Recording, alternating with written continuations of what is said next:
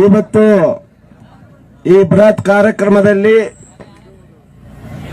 ಭಾಗವಹಿಸಿದಂತ ನನ್ನ ಎಲ್ಲ ಗುರು ಹಿರಿಯರಿಗೆ, ತಾಯಂದಿರಿಗೆ, ಸಹೋದರಗಳಿಗೆ, ಸಹೋದರಿಯರೇ ಮತ್ತು ಈ ಯಮಕನಮರಡಿ ವಿಧಾನಸಭಾ ಕ್ಷೇತ್ರದ ಎಲ್ಲ ಮತದಾರರಿಗೆ ನನ್ನ ಹೃದಯಪೂರ್ವಕವಾದ ವಂದನೆಗಳನ್ನ ಮತ್ತು ನಮಸ್ಕಾರಗಳನ್ನ ತಿಳಿಸ್ತೇನೆ.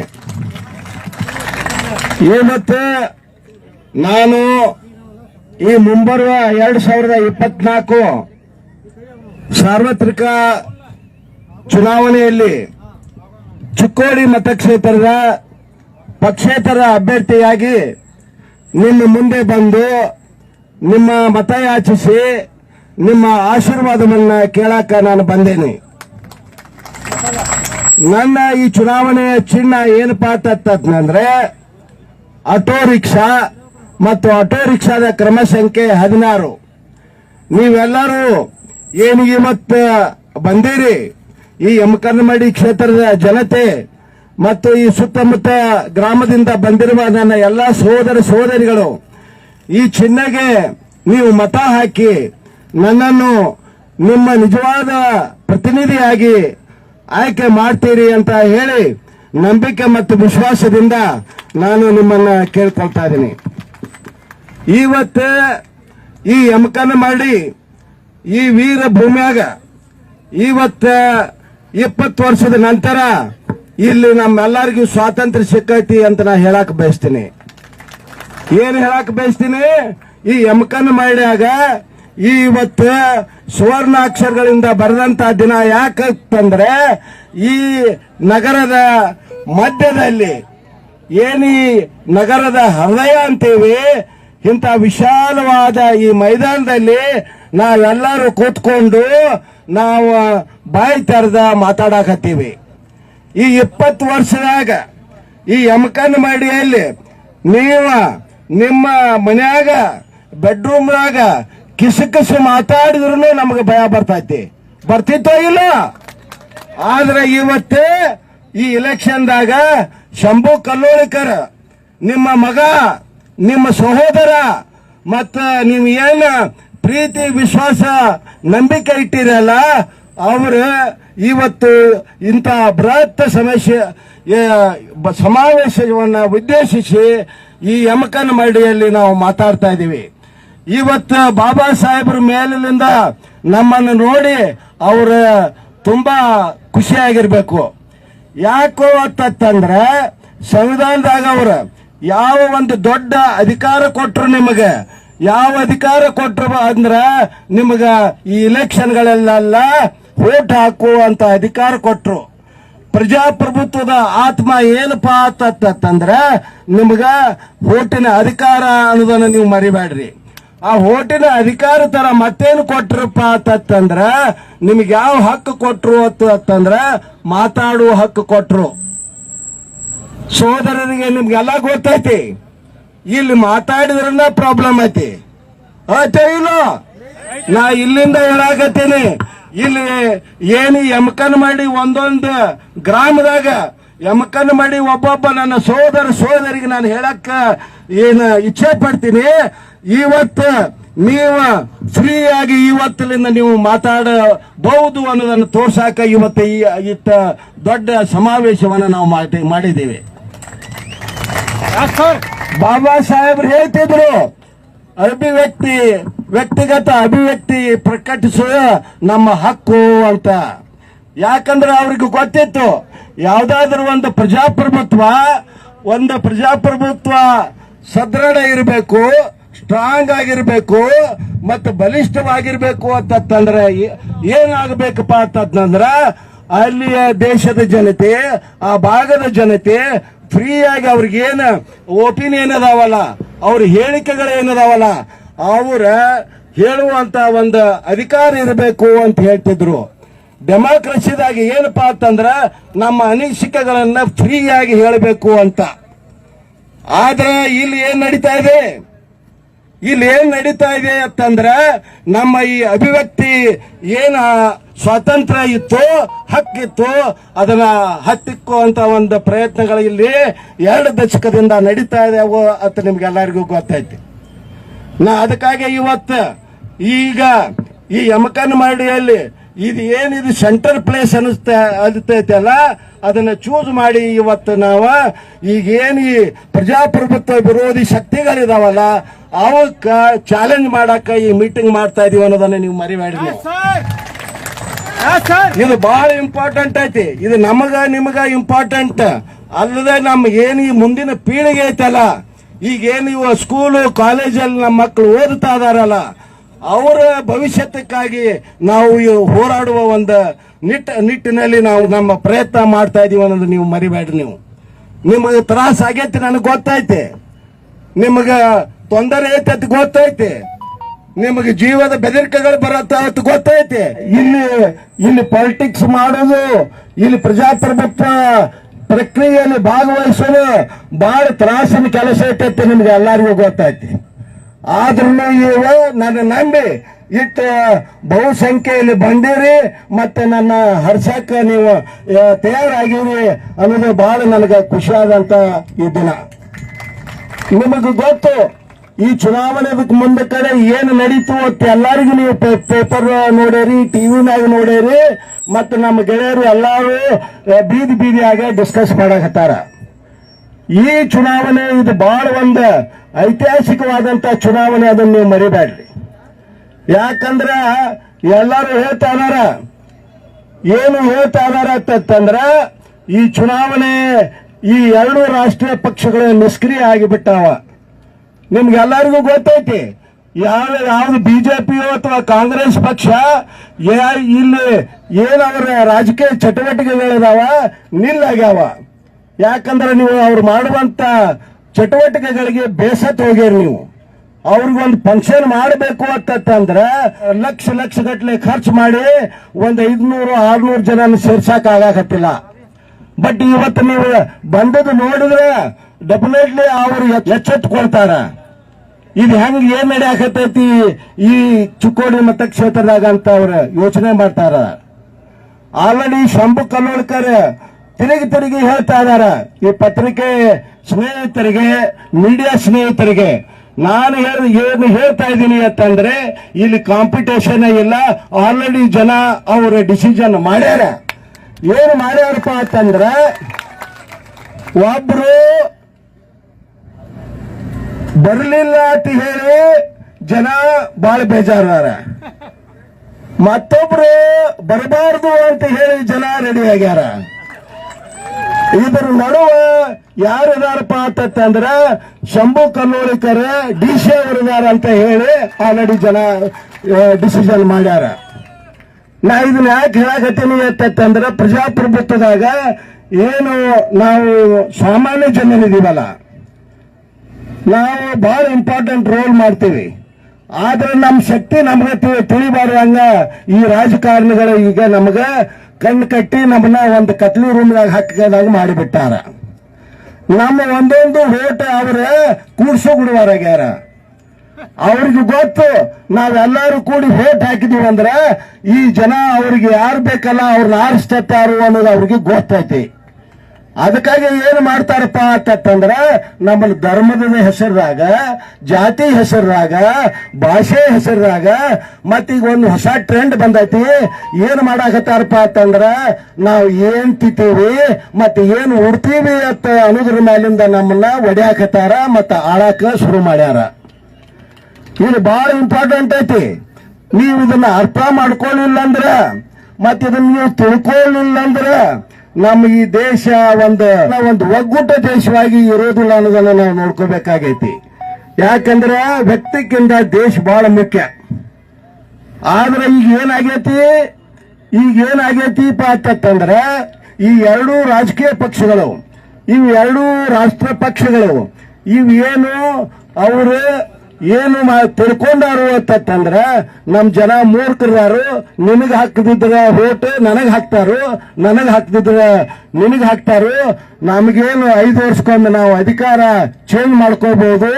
ಮತ್ ನಾವು ಏನ್ ಮಾಡ್ಕೋತ ಹೊಂಟಿವಲ್ಲ, ಇದೇನು ಭ್ರಷ್ಟಾಚಾರ, ಕುಟುಂಬ ರಾಜಕಾರಣ, ಮತ್ತೆ ಏನು ಈಗ ಅಭಿವೃದ್ಧಿ ಇಲ್ಲದ ಏನು ರಾಜಕಾರಣ ಮಾಡ್ತಾ ಇದೀವಿ ಅದನ್ನ ನಾವು ಸರಳವಾಗಿ ಮಾಡಬಹುದು ಅಂತ ಅವರು ನಂಬ್ಕೊಂಡಾರ. ಬಟ್ ಇವ್ರು ಏನು ನಂಬಿಕೆ ಇಟ್ಕೊಂಡು ಈ ಎಲೆಕ್ಷನ್ ಬಂದ್ರು, ಶಂಭು ಕಲ್ಲೋಳ್ಕರ್ ಎಂಟ್ರಿ ಆದ ಬಳಕ ಅದು ಎಲ್ಲ ಏನಾಗೈತ್ರಿ, ನಿಲ್ಲಾಗೈತಿ, ಮತ್ತೆ ತಲೆ ಕೆಳಗೆ ಆಗಿಬಿಟ್ಟೈತಿ. ಈಗ ಅವ್ರಿಗೆ ಭಯ ಬಂದೈತಿ, ಇವ್ರು ನಮ್ ಜಗಳದಾಗ ಎಲ್ಲಿ ಇವರ ಬಂದ್ ಬಿಡ್ತಾರೋ ಅಂತ ಹೇಳಿ ಇವಾಗ ಮಾತುಕತೆಗಳ ನಡೆದಾವೇನು. ಅದಕ್ಕಾಗಿ ಏನಂತಾರ ಕಾಂಗ್ರೆಸ್ದವ್ರ, ಶಂಭು ಕಲ್ಲೋಳ್ಕರ್ ಅವರೇ ಬಿಜೆಪಿಯ ಬಿ ಟೀಮ್ ಅಂತಾರ. ಬಿಜೆಪಿ ಅವ್ರ ಏನಂತಾರ, ಶಂಭು ಕಲ್ಲೋಳ್ಕರ್ ಅವರೇ ಈ ಸ್ಪರ್ಧೆಯಲ್ಲೇ ಇಲ್ಲ ಅಂತಾರ. ಯಾಕಂದ್ರೆ ಇದುವರೆಗೆ ಪಕ್ಷೇತರ ಅಭ್ಯರ್ಥಿ ಆರ್ಸಿ ಬಂದಿಲ್ಲ ಅಂತ ಹೇಳಿ ಅವ್ರು ಹೇಳ್ಕೊ ತಿರುಗಾಡಕತ್ತಾರ. ಬಟ್ ಅವ್ರನ್ನ ಸುಳ್ಳು ಅನ್ನೋದನ್ನ ನಾನು ನಿಮ್ಗೆ ಖಾತ್ರಿ ಮಾಡಿಕೊಡ್ತೀನಿ. ಯಾಕಂದ್ರೆ ಆಲ್ರೆಡಿ ನಮ್ಮ ಸಹೋದರೊಬ್ರು ಹೇಳ್ಯಾರ ನಿಮ್ಗೆ, 1952 ದಿವಂಗತ VL ಪಾಟೀಲ್ರು ಚಿಕ್ಕೋಡಿ ಮತಕ್ಷೇತ್ರದಿಂದ ಸ್ವತಂತ್ರ ಅಭ್ಯರ್ಥಿಯಾಗಿ ಆರ್ಸಿ ಬಂದು ಅವರು ಇತಿಹಾಸ ಮಾಡ್ಯಾರ. ಅದೇ ತರ 1957 ನಮಗೇನು ಪ್ರಜಾಪ್ರಭುತ್ವ ಬತ್ತು, ಸಂವಿಧಾನ ಬಂದ ಬಳಿಕ ಏನು ಫಸ್ಟ್ ಎಲೆಕ್ಷನ್ ನಡೀತು, ಆವಾಗ ಚಿಕ್ಕೋಡಿ ಮತಕ್ಷೇತ್ರದಿಂದ ಸ್ವತಂತ್ರರಾಗಿ ಶ್ರೀಮಾನ್ ದತ್ತಾ ಕಟ್ಟಿ ಅವರು ಈ ಎಲೆಕ್ಷನ್ ಅಲ್ಲಿ ಫಸ್ಟ್ ಎಲೆಕ್ಷನ್ ಅಲ್ಲಿ ಅವರು ಆರ್ಸಿ ಬಂದರು. ನೀವು ಆಲ್ರೆಡಿ ಇತಿಹಾಸ ರಚಿಸಿದಿರಿ. ನಿಮಗೆ ಇತಿಹಾಸ ಮಾಡಿದ ನಿಮಗ ಒಂದು ಹಿರಿಮೆ ಮತ್ತು ಗರಿಮೆ ನಿಮಗಿದೆ. ಈಗ ಈ ಸಾರಿ ಮಾಡೋದು ಏನು ದೊಡ್ಡ ವಿಷಯ ಅಲ್ಲ. ಇದು 3ನೇ ಸಾರಿ ಮಾಡಿದ್ರೆ ನೀವು ಎಕ್ಸ್ಪರ್ಟ್ ಆಗಿ ಈಸಿಯಾಗಿ ಮಾಡಬಹುದು ಅಂತ ನನ್ನ ನಂಬಿಕೆ ಇದೆ. ಯಾಕಂದ್ರೆ ನೀವು ಬಹಳ ಪ್ರಜ್ಞಾವಂತ ಮತದಾರರಿದ್ದೀರಿ. ನೀವು ಚಿಕ್ಕೋಡಿ ಮತದಾರರ ಅಷ್ಟು ಸುಲಭವಾಗಿ ಯಾರನ್ನೂ ಹಚ್ಕೊಳ್ಳಂಗಿಲ್ಲ, ಮತ್ತೆ ಹಚ್ಕೊಂಡ್ರೆ ಅವರು ಬಿಡಂಗಿಲ್ಲ. ಅದು ನಿಮ್ಗೆ ಇಲ್ಲೊಂದು ಪ್ರಾಕ್ಟೀಸ್ ಐತಿ. ಶಂಕರಾನಂದ ಸಾಹೇಬ್ರು ನೀವು 7 ಸಾರಿ ಎಲೆಕ್ಷನ್ ಗೆಲ್ಲಿಸಿ ಕಲ್ಸೇವಿ. ಮತ್ತೆ ಅವ್ರು ಎಷ್ಟಪ್ಪ ಅಂತಂದ್ರ 30 ವರ್ಷ ಈ ದೇಶದ ಬೇರೆ ಬೇರೆ ಹುದ್ದೆಯಲ್ಲಿ ಮಂತ್ರಿಗಳಾಗಿ ಕೆಲಸ ಮಾಡ್ಯಾರ. ಮತ್ತೆ ಅದೇ ತರ ನೀವ್ ಯಾರನ್ನ ಆರಿಸ್ಕೊಟ್ಟಿರಲ್ಲ ಅವರೆಲ್ಲ ಮಂತ್ರಿಗಳಾಗ್ಯಾರ. ಮತ್ತೆ ನನಗೂ ಅದ ಯೋಗ್ಯತೆ ಗೊತ್ತಿಲ್ಲ.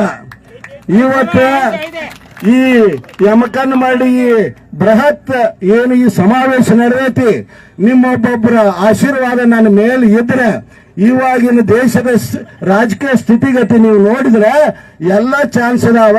ನೀವು ಏನು ವೋಟ್ ಹಾಕ್ತೀರಿ ಶಂಭು ಸರ್ಗೆ, ಏನ್ ನೀವು ವೋಟ್ ಹಾಕ್ತೀರಿ ನಿಮ್ಮ DC ಅವರಿಗೆ, ಮತ್ತೆ ಏನ್ ನೀವು ವೋಟ್ ಹಾಕ್ತೀರಿ ನಿಮ್ಮ ಮಗಗ ಮತ್ತೆ ನಿಮ್ಮ ಸಹೋದರನಿಗೆ, ಎಲ್ಲ ಚಾನ್ಸ್ ಅದಾವ. ಅವ್ರು ಕೇಂದ್ರದಾಗ ಮಂತ್ರಿ ಆಗೋ ಚಾನ್ಸು ಅದಾವ. ಇವಾಗ ಎರಡು ಫೇಸ್ ಸೆಲೆಕ್ಷನ್ ನಡೆದಾವ. ಆಲ್ಮೋಸ್ಟ್ 160-170 ಸೀಟ್ಗೆ ಎಲೆಕ್ಷನ್ ಮುಗಿದೈತಿ. ನೀವೆಲ್ಲಾರು TV ನೋಡಾಕತ್ತೀರಿ, ನೀವೆಲ್ಲಾರು ಪೇಪರ್ ಓದಾಕತ್ತೀರಿ. ಯಾವ ಪಕ್ಷಕ್ಕೂ ಮೆಜಾರಿಟಿ ಇಲ್ಲ ಅಂತ ಹೇಳಿ ಎಲ್ಲ ಸರ್ವೆ ಹೇಳಾಕತ್ತಾವ ಇಲ್ರಿ.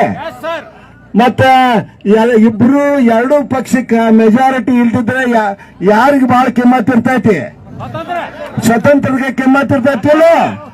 ಹಂಗಾದ್ರೆ ಇವತ್ತ ನಿಮ್ಮ ಕೈಯಾಗ ಈ ದೇಶದ ಹಣೆ ಬರ ಬರುವಂತ ಒಂದು ತಾಕತ್ತು ಮತ್ತು ಒಂದು ಪವರ್ ಐತಿ. ಅದನ್ನು ಸರಿಯಾಗಿ ಯೂಸ್ ಮಾಡ್ರಿ ಅಂತ ಹೇಳಕ್ ನಾ ಬಯಸ್ತಾ ಇದ್ದೀನಿ. ಮತ್ತೆ ಇವಾಗ ನಿಮಗೆಲ್ಲ ಗೊತ್ತೈತಿ ನಾವು ಈ ಜಾಗ ಯಾಕೆ ಚೂಸ್ ಮಾಡ್ಕೊಂಡಿವಪ್ಪ ಅಂತ ನಿಮ್ಗ ನಾ ಹೇಳಕ್ ಬರ್ತೀನಿ. ನನಗೆಲ್ಲ ಗೊತ್ತು. ನಾನು ಪ್ರತಿಯೊಂದು ಮೀಟಿಂಗ್ದಾಗ ನಾ ಯಾಕೆ ಎಲೆಕ್ಷನ್ಗೆ ನಿಂತೀನಿ ಅಂತ ಹೇಳಿ ನನ್ನ ಸಹೋದರಿಗಳಿಗೆ ನಾನು ಹೇಳ್ಕೊತಾನೆ ಇದ್ದೀನಿ. ನಾನು ಯಾಕೆ ಈ ಎಲೆಕ್ಷನ್ಗೆ ನಿಂತೀನಿಪ್ಪ ಅಂತಂದ್ರ, ಒಂದು ಇಲ್ಲಿ ನಡೆಯುತ್ತಿರುವಂತ ಭ್ರಷ್ಟಾಚಾರದ ವಿರುದ್ಧ ನಾನು ಇಲೆಕ್ಷನ್ಗೆ ನಿಂತೀನಿ. ಎರಡನೇದು, ನಾನು ಯಾಕೆ ಇಲೆಕ್ಷನ್ಗೆ ನಿಂತೀನಿಪ್ಪ ಅಂತಂದ್ರೆ ಏನು ಈ ಕುಟುಂಬ ರಾಜಕಾರಣ, ವಂಶಾವಳಿ ರಾಜಕಾರಣ ನಡೀತಾ ಇದೆಯಲ್ಲ, ಅದಕ್ಕೆ ವಿರೋಧವಾಗಿ ನಾನು ಈ ಇಲೆಕ್ಷನ್ ನಿಂತೀನಿ ಅಂತ ಹೇಳಾಕತ್ತೀನಿ. ಇವು ಭ್ರಷ್ಟಾಚಾರ ಮತ್ತು ಇದು ಕುಟುಂಬ ರಾಜಕಾರಣ ಈ ನಮ್ಮ ಸಂವಿಧಾನಕ್ಕೆ ಎಷ್ಟು ಗಂಡಾಂತರ ಮತ್ತೆ ಎಷ್ಟು ಘಾತಕತೆ ಅನ್ನೋದನ್ನ ಹೇಳಕ್ ಬರ್ತೀನಿ. ಯಾಕಂದ್ರೆ ಈ ಭ್ರಷ್ಟಾಚಾರ ಅನ್ನೋದು ಈಗೇನು ನಿಮ್ಗೆ ಎಲ್ಲರಿಗೂ ಗೊತ್ತೈತಿ, ಇದು ಗೆದ್ದಲು ಹುಳ ಇದ್ದಂಗಿದೆ. ಗೊತ್ತಿಲ್ಲದ ಗಿಡದ ಬೇರುಗಳು ಕಡ್ಕೋತ ಒಂದು ದಿನ ನಿಮ್ಮ ಗಿಡ ಏನು ಒಳ್ಳೆ ಗಿಡ, ಮಾವಿನ ಗಿಡನ ಇರಲಿ, ಒಳ್ಳೆ ಹಣ್ಣು ಕೊಡು, ಹಣ್ಣು ಹಂಪಲ ಕೊಡು ಗಿಡನ ಇರಲಿ, ಅದು ಒಣಗಿ ಹೋಗತ್ತೆ. ಹಾಗೇನೆ ನಮ್ಮ ಈ ರಾಷ್ಟ್ರ ಏನು, ನಮ್ಮ ಈ ದೇಶ ಈ ಭ್ರಷ್ಟರಿಗೆ ನಾವು ಮನೆ ಹಾಕಿದ್ರೆ ಒಂದು ದಿನ ನಾವೆಲ್ಲ ಹಾಳಾಗಿ ಹೋಗ್ತೀವಿ. ಯಾಕು ಅಂತಂದ್ರೆ ನಿಮ್ಮ ಕಣ್ಣು ಮುಂದೆ ನಡೆಯುವಂತ ಇನ್ಸಿಡೆಂಟ್ಗಳು ಬಹಳ ಅದಾವ. ಇವಾಗ ನಿಮಗೆ ಎಲ್ಲರಿಗೂ ಗೊತ್ತೈತಿ 20 ವರ್ಷದಿಂದ ಯಾರು ಹೆಂಗಿದ್ರು ಮತ್ತೆ ಇವಾಗ ಹೆಂಗದಾರ. ಇವಾಗ ಅವರೆಲ್ಲರೂ ಹೇಳ್ತಾರ ನಾವು ಎಲ್ಲ ಅಭಿವೃದ್ಧಿ ಹರಿಕಾರ ಅಂತ ಹೇಳ್ತಾ ಇದಾರೆ. ಅಭಿವೃದ್ಧಿ ಹರಿಕಾರಗಳಂದ್ರೆ ನೀವು ಏನು ಮಾಡಿರಿ ಈ ಚಿಕ್ಕೋಡಿ ಲೋಕಸಭಾ ಮತಕ್ಷೇತ್ರದಾಗ ನೀವು ತೋರಿಸ್ಕೊಡ್ರಪ್ಪ ಅಂತ ನಾನು ಕೇಳ್ತಾ ಇದ್ದೀನಿ. ನನಗೆ ಯಾರೋ ಒಬ್ರು ಪತ್ರಿಕೆ ಗೆಳೆಯರು ನನಗೆ ಕೇಳಿದ್ರು, ಸರ್ ನೀವು ಅಭಿವೃದ್ಧಿ ಮಾಡ್ತೀನಿ ಅಂತ ಅಂತೀರಿ, ಇದುವರೆಗೆ ನಮ್ಮ ಈ ಲೋಕಸಭಾ ಕ್ಷೇತ್ರದಾಗ ಯಾರು ಅಭಿವೃದ್ಧಿ ಮಾಡಿಲ್ಲ ಏನ್ರಿ ಅಂತ ಕೇಳಿದ್ರು. ನಾ ಹೇಳಿದೆ, ಹೌದಪ್ಪ ಮಾಡ್ಯಾರ, ಬಟ್ ಯಾರು ಮಾಡ್ಯಾರಪ್ಪ ಅಂತಂದ್ರೆ VL ಪಾಟೀಲ್ ಸಾಹೇಬ್ರು ಇದ್ದಾಗ ಏನು ನಮಗ GLBC ಕೆನಾಲ್ ಬತ್ತಲ್ಲ ಆವಾಗ ಮಾಡಿದ್ದು. ಅದರ ನಂತರ ಯಾವುದೇ ಒಂದು ಅಭಿವೃದ್ಧಿ ಇದ್ದು ಅಂದ್ರೆ ಇದ್ದದ್ದು ನಮ್ಮ ಕೋಆಪರೇಟಿವ್ ಶುಗರ್ ಮಿಲ್ಗಳು ಕಂಟ್ರೋಲ್ ಮಾಡ್ಕೊಂಡು ಅವರು ಒಬ್ಬೊಬ್ಬರಿಗೆ ಒಂದೊಂದು ಶುಗರ್ ಪ್ರೈವೇಟ್ ಶುಗರ್ ಮಿಲ್ ಮಾಡ್ಕೊಂಡಾರ. ಅದೇ ಅಭಿವೃದ್ಧಿ ನಮ್ಮ ಭಾಗದಾಗ ತಂದೆ. ನಾ ಹೇಳಿದ್ದೇನ ಸುಳ್ಳೈತಲ್ರಿ? ನಾ ಹೇಳಿದ್ದು ಸುಳ್ಳೈತಿ. ಯಾವುದೋ ಒಂದು ಕೋಆಪರೇಟಿವ್ ಶುಗರ್ ಮಿಲ್ದಾಗ ಡೈರೆಕ್ಟರ್ಗಳಾಗಿ ಅದು ನಮ್ಮ ರೈತರ ರಕ್ತ ಹೀರಿ ನೀವು ಸ್ವಂತಕ್ಕೆ ಒಂದೊಂದು ಶುಗರ್ ಮಿಲ್ಗಳು ಕಟ್ಕೊಂಡಿರಿ, ಅದು ನಿಮಗೆ ಅಭಿವೃದ್ಧಿ. ನೀವು ಶುಗರ್ ಮಿಲ್ ಕಟ್ಕೊಂಡ್ರ, ನೀವು ಬಂಗಲೆ ಕಟ್ಕೊಂಡ್ರ, ನೀವು ಕಾರುಗಳು ತಗೊಂಡ್ರ, ಮತ್ತೆ ನೀವು ಐಷಾರಾಮಿ ಜೀವನ ನಡೆಸಿರ, ಅದು ಅಭಿವೃದ್ಧಿ ನಮಗೆ ಹಂಗ ಸಹಾಯ ಮಾಡ್ತೈತ್ರಿ ಸಾಹೇಬ್ರ? ಮಾಡ್ತೈತೇನ? ನಮ್ಮ ಮನ್ಯಾಗ ಒಲಿ ಉರಿಬೇಕಾದ್ರ ನಾವು ದುಡಿದ ತಂದು ಗಳಿಸಿ ರೊಟ್ಟಿ ಮಾಡಿ ತಿಂದಾಗನ ನಮಗ ಊಟ, ಹೌದಿಲ್ಲ? ಅದಕ್ಕಾಗಿ ನಾನು ಹೇಳಾಕತ್ತೀನಿ, ಇವ್ರ ಅಭಿವೃದ್ಧಿ ಅನ್ಕೋತ ತಮ್ಮನ ಡೆವಲಪ್ಮೆಂಟ್ ಮಾಡ್ಕೋತ ಹೊಂಟಾರ. ಇವಾಗ ಮತ್ತೊಂದು ಈ ಭ್ರಷ್ಟಾಚಾರದ ಏನಪ್ಪಾ ಅಂತಂದ್ರ ಒಂದು ಶಿಖರ ಆತಂದ್ರ ಈಗ ಜನರ ಎಮಕನ್ ಮಾಡಿ ಈ ಮತಕ್ಷೇತ್ರದಾಗ ನಾ ಧೈರ್ಯವಾಗಿ ಹೇಳಕ್ ಬಯಸ್ತೀನಿ. ಏನಪ್ಪಾ ಅಂತಂದ್ರ ನನಗೆ ಗೊತ್ತು, ನನ್ನ ಸಹೋದರರ ಸಾವಿರಾರು ಎಕರೆ ಜಮೀನು, ಏನ್ರಿ ಸಾವಿರಾರು ಎಕರೆ ಜಮೀನು ಕೈಯಿಂದ ಕೈಗೆ ಹೋಗ್ಯಾವ. ಇವಾಗ ಫೋರ್ಸಿಬಲಿ ಅದನ್ನು ತಗೊಂಡು ನೀವು ರಿಜಿಸ್ಟ್ರೇಷನ್ ಮಾಡ್ಕೊಂಡಾರ. ನಾ ಇದು ಯಾಕೆ ಹೇಳ್ತಾ ಇದ್ದೀನಿ ಅಂತಂದ್ರೆ, ಈಗ ನೀವೇನಾದ್ರೂ ನನ್ನನ್ನು ಒಬ್ಬ MP ಆಗಿ ನೀವು ಚುನಾವಣೆ ಮಾಡಿ ನಾವು ಡೆಲ್ಲಿಗೆ ಕಳಿಸಿದ್ರೆ ಫಸ್ಟ್ ಕ್ವಶನ್ ನಾನು ಈ ಸಂಸದಲ್ಲಿ ಏನು ಕೇಳೋದೀನಿ ಅಂತಂದ್ರೆ, ಈಗ ಏನು ಈ ಬಡ ಕುಟುಂಬಕ್ಕೆ ಸೇರಿದ ಏನು ಈ ಬಡವರಿದಾರಲ್ಲ ಅವ್ರದ್ದು ಸಾವಿರಾರು ಎಕರೆ ಹೆಂಗ್ ಬೇನಾಮಿಯಾಗಿ ಬ್ಯಾರೆದವ್ರ ಹೆಸರಿನಾಗ ಹೋಗೈತಿ, ಅದು CBI ಎನ್ಕ್ವೈರಿ ಆಗಬೇಕು ಅಂತ ಕೇಳಕ ನಂದ ಪತ್ರಿಕೆ ಕೇಳ್ತೀನಿ. ನಾನು ಪ್ರತಿಯೊಂದು ಒಬ್ಬೊಬ್ಬ ಸೋದರಿಗೆ ನಾನು ಇವತ್ತು ನಿಮಗೆ ಅಶೂರೆನ್ಸ್ ಕೊಡಾಕತ್ತೀನಿ. ಯಾಕಂತಂದ್ರೆ ಏನು ಈ ಭ್ರಷ್ಟಾಚಾರ ಐತಿ, ಮತ್ತೆ ಇದು ಏನ್ ದೊಡ್ಡ ಮಟ್ಟದಾಗಿ ಭ್ರಷ್ಟಾಚಾರ ನಡೀತಾ ಇದೆ, ಇದನ್ನ ನಾವು ಕೇಳಲಿಲ್ಲ ಅಂತಂದ್ರೆ ನಾವು ನಮ್ಮಂತ ಏನು ಮೂರ್ಖರೇ ಬೇರೆ ಯಾರು ಇಲ್ಲ ಅನ್ನೋದನ್ನ ನೀವು ತಿಳ್ಕೋರಿ. ನೀವು ನನಗೆ ಗೊತ್ತು, ನಿಮ್ಮ ಏನು ಈ ಒಂದು ಅತ್ಯಮೂಲ್ಯವಾದ ಈ ಜಮೀನುಗಳು ಅದಾವಲ್ಲ, ಅವನು 8,000ಕ್ಕ 10,000ಕ್ಕ ಫೋರ್ಸ್ ಮಾಡಿ ಬರ್ಸ್ಕೊಂಡಂತ ಈ ಏನು ಇನ್ಸಿಡೆಂಟ್ ಅದಾವಲ್ಲ ಈ ಏರಿಯಾದಾಗ ಅವತ್ತರದ್ದು ಪ್ರತಿಯೊಂದು ಎನ್ಕ್ವೈರಿ ಆಗ್ತತಿ, ಅದನ್ನ ಮಾಡೇ ತೀರ್ತೀವಿ ಅನ್ನೋದನ್ನ ನಾನು ನಿಮ್ಮ ಮುಂದೆ ಅಶೂರೆನ್ಸ್ ಕೊಡಕ್ಕ ನಾ ರೆಡಿ ಆಗಿದ್ದೀನಿ. ಎರಡನೇದು, ಮತ್ತೆ ಒಂದು ದೊಡ್ಡ ಏನು ಈ ವಿಷಯಪ್ಪ ಇಲ್ಲಿ ಅಂತಂದ್ರೆ, ನಾವು ನಿಮ್ಗೆಲ್ಲರಿಗೂ ಗೊತ್ತೈತಿ ಇಲ್ಲಿ ಯಾವುದೇ ಅಭಿವೃದ್ಧಿ ನಡಿಬೇಕಾಗ್ತಂದ್ರೆ ಅದು ಯಾವುದೇ ಒಂದು ಪ್ರೊಸೀಜರ್ ಫಾಲೋ ಮಾಡಿ ನಡೆಯಂಗ ಇಲ್ಲ. ನಿಮ್ಗೆಲ್ಲರಿಗೂ ಗೊತ್ತೈತಿ ಈ ಕಮಿಷನ್ ಕಲ್ಚರ್ ಎಲ್ಲಿಂದ ಬಂದೈತಿಪ್ಪ ಅಂತಂದ್ರೆ ಫಸ್ಟ್ ಟೈಮ್ ನಮ್ಮ ಸ್ಟೇಟ್ನಾಗ ನಮ್ಮ ಬೆಳಗಾವಿ ಡಿಸ್ಟಿಕ್ನಾಗ ಹುಟ್ಕೋತದ. ಎಲ್ಲಿ ಹುಟ್ಕೋತ್ರಿ? ಬೆಳಗಾವಿ ಡಿಸ್ಟಿಕ್ನಾಗ. ಈ ಕಮಿಷನ್ ಕಲ್ಚರ್ ಹೆಂಗ ಬರ್ತಪ್ಪ ಅಂತಂದ್ರೆ ಯಾವುದೇ ಗವರ್ಮೆಂಟ್ ಸ್ಕೀಮ್ ಬಂದ್ರು ಅದೇನಾಕತಿ ನಮ್ಮ ಗೆಳೆಯರಿಗೆ, ನಮ್ಮ ಹಿತೈಷಿಗಳಿಗೆ, ನಮ್ಗೇನು ನಮ್ಮ ಫ್ರೆಂಡ್ ಇದಾರಲ್ಲ ಅವ್ರಿಗೆ ನೀ ಕೆಲಸ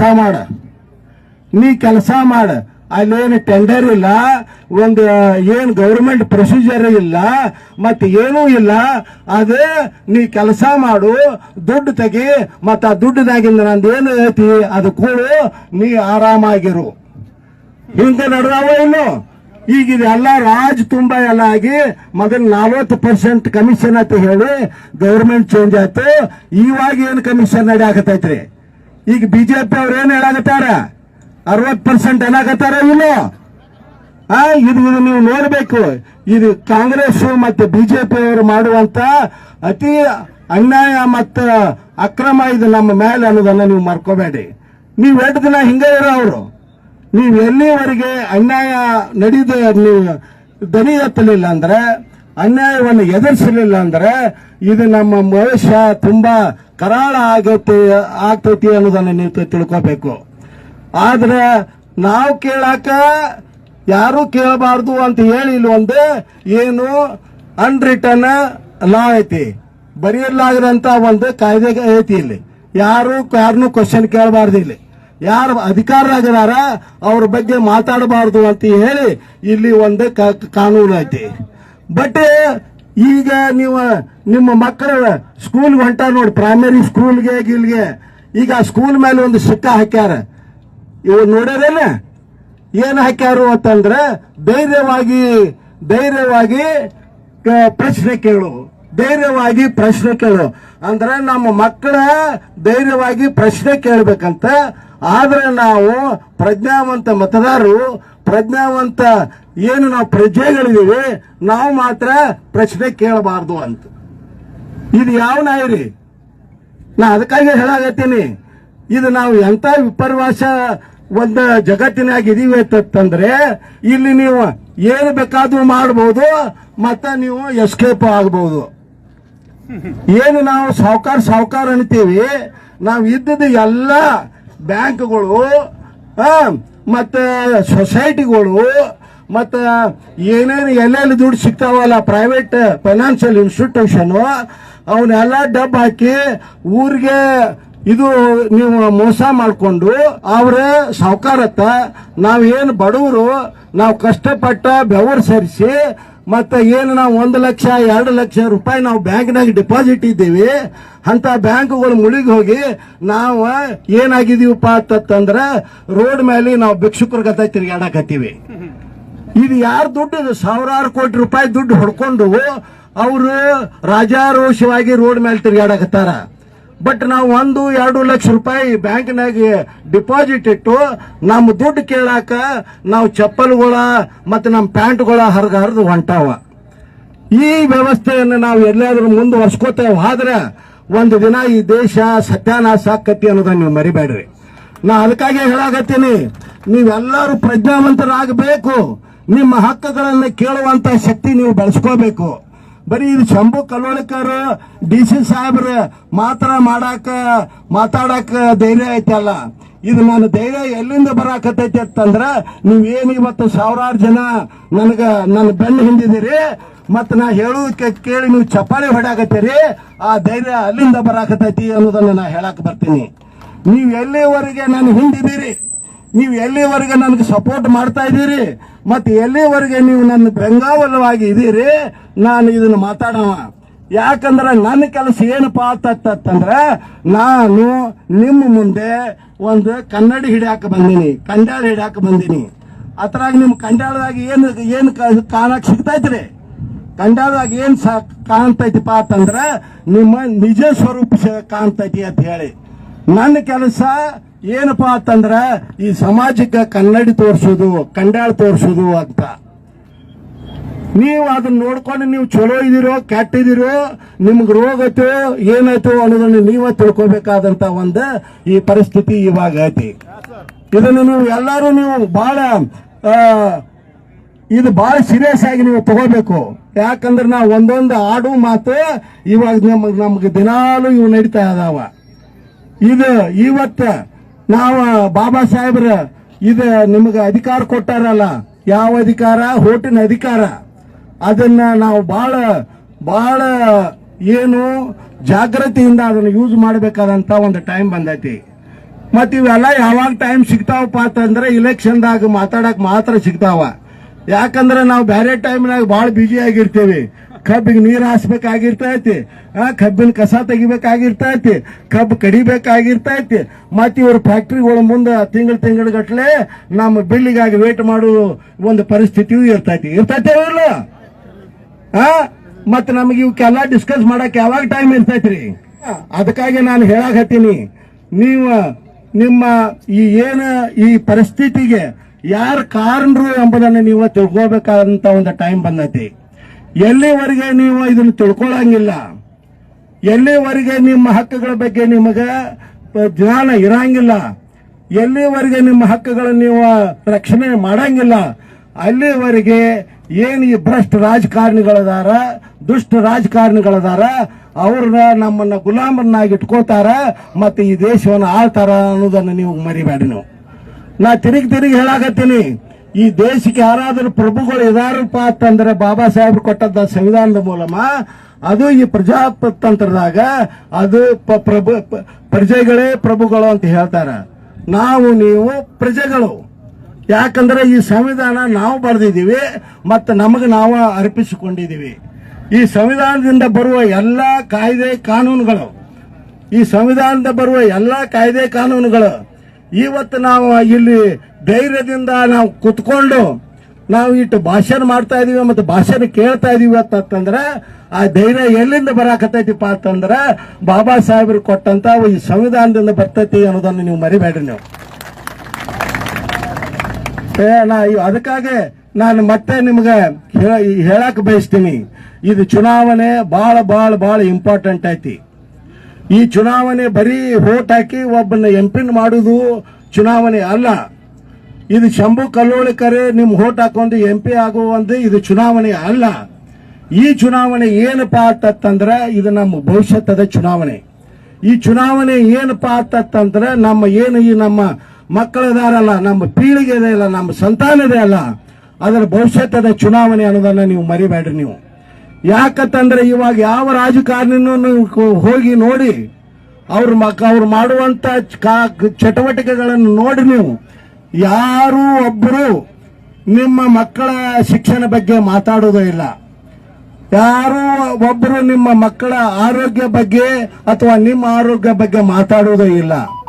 ಯಾರು ಒಬ್ಬರು ನಿಮ್ಮ ಮಕ್ಕಳ ಏನು ಡಿಗ್ರಿ ಡಿಪ್ಲೊಮಾ ಮಾಡ್ಕೊಂಡ ಇವಾಗ ನಿಮಗೆ ಭಾರವಾಗಿ ನಿಮ್ಮ ಮನ್ಯಾಗ ಅದಾರ ಅದವ್ರ ಬಗ್ಗೆ ಯಾವುದು ಮಾತಾಡಂಗಿಲ್ಲ. ಅವ್ರು ಏನು ಮಾತಾಡ್ತಾ ಇದಾರ್ರಿ? ಅವ್ರೇನು ಮಾತಾಡತ್ತಾರ? ಅವ್ರು ಮಾತಾಡೋದು ಮಾತು ಕೇಳಿದ್ರೆ ನಮಗ ನಾಚಿಕೆ ಆಕತಿ. ಏನಾಕತ್ತೆ? ಅವಂದು ಸಿಡಿ ಬತ್ತು, ಇವಂದು ಸಿಡಿ ಬತ್ತು, ಅಲ್ಲಿ ಹೋದ ಇಲ್ಲೂ ಹೋದ, 24 ತಾಸು ಟಿವಿಯಾಗ ಇದ ನಡಿತೈತಿ. ಮತ್ತ ಅವ್ರು ಯಾರು ಏನ್ ತಿಂತಾರ? ಹಲಾಲ್ ತಿನ್ನಾಕತ್ತಾರೋ, ಜಟ್ಕಾ ತಿನ್ನಾಕತ್ತಾರೋ, ಮತ್ತ ಇದನ್ನೆಲ್ಲ ಯಾರು ಮಾತಾಡಕತ್ತಾರ? ಇದು ಯಾರಿಗೆ ಸಂಬಂಧವಿಲ್ಲದವ್ರು ಮಾತಾಡ್ಕೊತ ಹೊಂಟಾರ. ಮಟನ್ ತಿನ್ನೋರು ಅದು ಹಲಾಲು ಜಟ್ಕಾ ಅನ್ನೋದು ನೋಡಂಗಿಲ್ಲ. ಮತ್ ಯಾರಿಗೆ ಇಷ್ಟ ಅದು ಅವ್ರು ತಿನ್ನೋದು ಅವ್ರದ್ದು ಇಷ್ಟ, ಅವ್ರ ಲೈಕಿಂಗ್.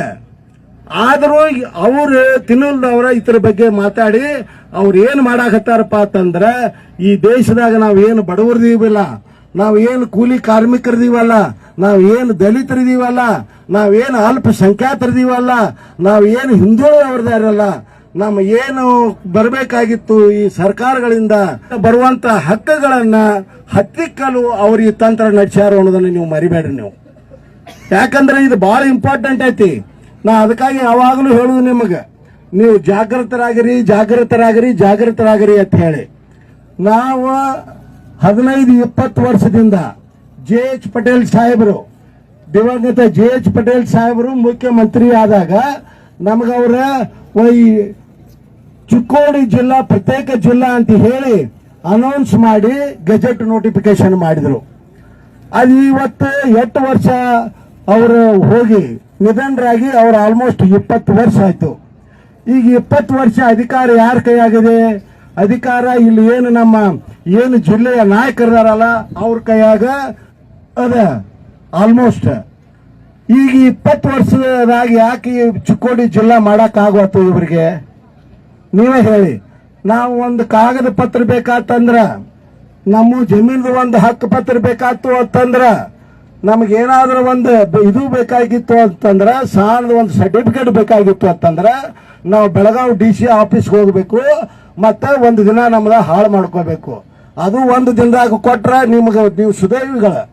ಅದು ಕೊಡ್ಲಿಲ್ಲ ಅಂತಂದ್ರೆ ನೀವು 2-3 ಸಾರಿ ಹೋಗಿ ನೀವು ಏನು ಸಂಪಾದನೆ ಮಾಡಿರ್ತಾರ ಸ್ವಲ್ಪ ದುಡ್ಡು, ಅದನ್ನು ನೀವು ವೇಸ್ಟ್ ಮಾಡುವಂತ ಒಂದು ಪರಿಸ್ಥಿತಿಯಲ್ಲಿ ನಾವು ಇದೀವಿ ಅನ್ನೋದು ನಿಮಗೆ ಗೊತ್ತೈತಿ. ಇದು ಯಾಕೆ ಡಿಸ್ಟಿಕ್ ಆಗುವತ್ತು ಅನ್ನೋದು ಇನ್ನೂ ಬಹಳ ಗೂಢವಾಗೈತಿ. ನಮ್ಮ ಮಾನ್ಯ ಸಚಿವರು ಈ ವಿಧಾನಸಭಾ ಎಲೆಕ್ಷನ್ ಮುಂದ್ಗಡೆ ಹೇಳಿದ್ರು, ಇದು ನಮ್ಮ ಸರ್ಕಾರ ಬಂದ ಕೂಡಲೇ ನಾವು ಡಿಸ್ಟಿಕ್ ಮಾಡ್ತೀವಿ ಅಂತ. ಈಗ ಸರ್ಕಾರ ಬಂದು 1 ವರ್ಷ ಆಯ್ತು, ಈ ಚಿಕ್ಕೋಡಿ ಡಿಸ್ಟಿಕ್ ಯಾಕೆ ಆಗ್ತಾ ಇಲ್ಲ ಅನ್ನೋದನ್ನು ನೀವು ನನಗೆ ಹೇಳಿ. ನೀವು ಯಾಕಾಗತ್ತು? ನಾವು 17.5 ಲಕ್ಷ ಮತದಾರರು, 25 ಲಕ್ಷ ಜನಸಂಖ್ಯೆ ಉಳ್ಳ ಈ ಚಿಕ್ಕೋಡಿ ಭಾಗ ನಮಗೆ ಪ್ರತ್ಯೇಕ ಜಿಲ್ಲೆ ಬೇಕು ಅಂತ ನಾವು ಕೇಳ್ತಾ ಇದೀವಿ. ಯಾರು ನಮ್ಮನ್ನ ಕ್ಯಾರೆ ಅನ್ನುವಾರು. ಇದು ಯಾಕೆ ಆಗ್ತಾ ಇದೆ ಅಂತಂದ್ರೆ ಈ ಬೆಳಗಾವಿ ಜಿಲ್ಲೆ ಇಟ್ಟು ದೊಡ್ಡ ಜಿಲ್ಲೆ ಐತಿ. ಇದನ್ನ ವಿಭಾಗ ಮಾಡಿದ್ರೆ ಎಲ್ಲಾದ್ರೂ ನಮ್ಮ ಇನ್ಫ್ಲೂಯೆನ್ಸ್ ಕಡಿಮೆ ಆಕತ್ತೋ ಅಂತ ಅವ್ರಿಗೆ ಯಾರಿಗೂ ಭಯ ಇರಬೇಕು ಅಂತ ನನ್ನ ಭಾವನೆ. ನೀವೇನು ಹೆಂಗ ನೆನ್ಸ್ಕೋತಿರೋ ನನಗೆ ಗೊತ್ತಿಲ್ಲ. ಬಟ್ ನನಗೆ ತಿಳಿದ ಮಟ್ಟಿಗೆ ಈಗ ನೀವು 2 ಜಿಲ್ಲಾ ಮಾಡಿದ್ರೆ 2 ಜಿಲ್ಲಾ ಉಸ್ತುವಾರಿ ಆಗಾಕ ಬರಂಗಿಲ್ಲ. ಬರ್ತೈತೇನ್ರಿ?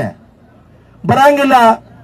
ಹಂಗಾದ್ರೆ ಇವರು ಜಿಲ್ಲಾ ಉಸ್ತುವಾರಿ ಆಗುವ ಸಂಬಂಧಕ್ಕೆ ನಾವು ಅತನಿ ತೇಲ್ಸಂಗದಿಂದ ಬೆಳಗಾವಕ್ಕೆ ಒಂದು ಸರ್ಟಿಫಿಕೇಟು ಕೋರ್ಟ್ ಕಚೇರಿಗೂ ಬರಬೇಕಾದಂತ ಈ ಸ್ಥಿತಿ ಐತಿ ಅನ್ನೋದನ್ನ ನೀವು ಮರಿಬೇಡ್ರಿ. ಅದಕ್ಕಾಗಿ ಒಬ್ಬ ವ್ಯಕ್ತಿಗೆ ಒಂದು ಏನು ವೆಸ್ಟೆಡ್ ಇಂಟ್ರೆಸ್ಟ್ ಅದಲ್ಲ, ಅದಕ್ಕೆ ನಾವು 17,50,000 ಮತದಾರರ ಈ ಒಂದು ಏನು ಇಂಟ್ರೆಸ್ಟ್ ಅದ ಅದನ್ನ ಬಲಿ ಕೊಡುವಂತ ಒಂದು ಪ್ರಯತ್ನ ನಡೆದೈತಿ ಅಂತ ನಾನು ಹೇಳಕ್ ಬಯಸ್ತೀನಿ. ಇವಾಗ ನೋಡಿ, ನಾನು ಮಾತಾಡಿದ ಬಳಿಕ ಲೈಟು ಹೊಂಟೈತಿ. ಸೊ ಇವಾಗ ನಮ್ಮ ಮುಂದೆ ಇರುವುದು ದೊಡ್ಡ ಚಾಲೆಂಜ್ ಪಾತ್ ಅಂತಂದ್ರ ನಾವು ಎಲ್ಲರೂ ಕೂಡಬೇಕಾಗೈತಿ. ಈ ಎಲೆಕ್ಷನ್ ಬರ್ತಾವ ಹೋಗ್ತಾವ, ನಾ ಮೊದಲಿಂದ ಹೇಳಾಕತ್ತೀನಿ. ಮತ್ತೆ ಎಲೆಕ್ಷನ್ದಾಗ ಗೆದ್ದಿದ್ದು ಸೋಲುವುದು ಬಹಳ ಅದು ಎಲೆಕ್ಷನ್ ಒಂದು ಭಾಗ, ಅದು ಬಹಳ ಇಂಪಾರ್ಟೆಂಟ್ ಅಲ್ಲ.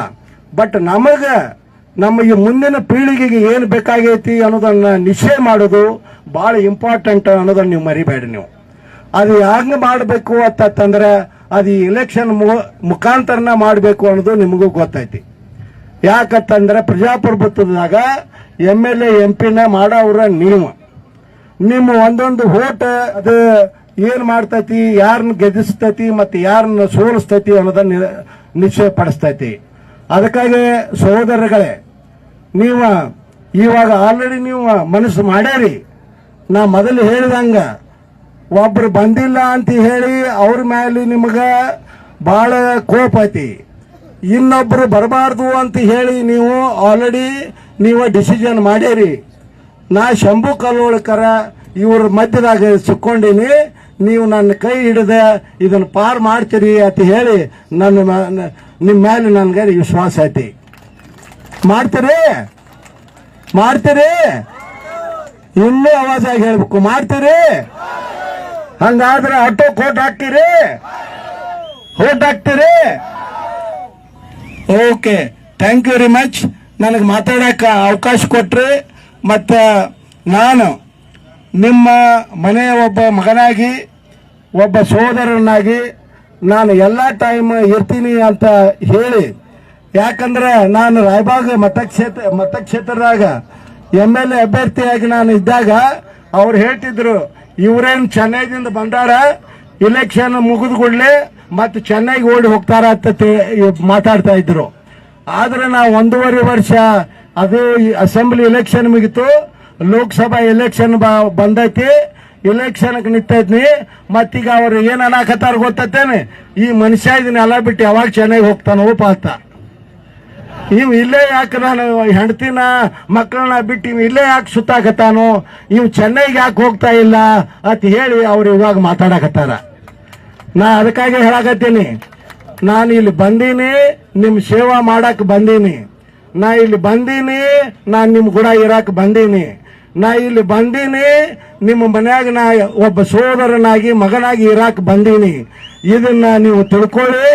ಮತ್ತ ನಿಮ್ಮ ಸೋದರನಿಗೆ ಮತ್ತು ನಿಮ್ಮ ಮಗನಿಗೆ ನಿಮ್ಮ ಅತಿ ಮೂಲ್ಯವಾದ ಈ ಏನ ಮತದಾನ ಅನ್ನೋದೈತಿ ಅದನ್ನ ಅಟೋ ಚಿಹ್ನೆಗೆ ಒತ್ತಿ ನೀವು ಏನು ಈ ಬರುವ ಮೇ 7ನೇ ತಾರೀಕು ಎಲೆಕ್ಷನ್ ಐತಿ, ನೀವು ಮೊದಲೇ ಹೋಗಿ 12 ಗಂಟೆ ಒಳಗಾಗಿ ಮತದಾನ ಮಾಡಿ ಮತ್ತೆ ನೀವು ಈ ಚುನಾವಣೆಯನ್ನ ಸಕ್ಸಸ್ ಆಗಿ ಯಶಸ್ವಿಯಾಗಿ ಮಾಡ್ತೀರಿ ಅಂತ ನಂಬಿಕೊಂಡು ನಿಮ್ಮ ಆಶೀರ್ವಾದದೊಂದಿಗೆ ಮತ್ತೆ ನಾನು ನಿಮ್ಮನ್ನ ಭೇಟಿ ಹಾಕ್ತೀನಿ.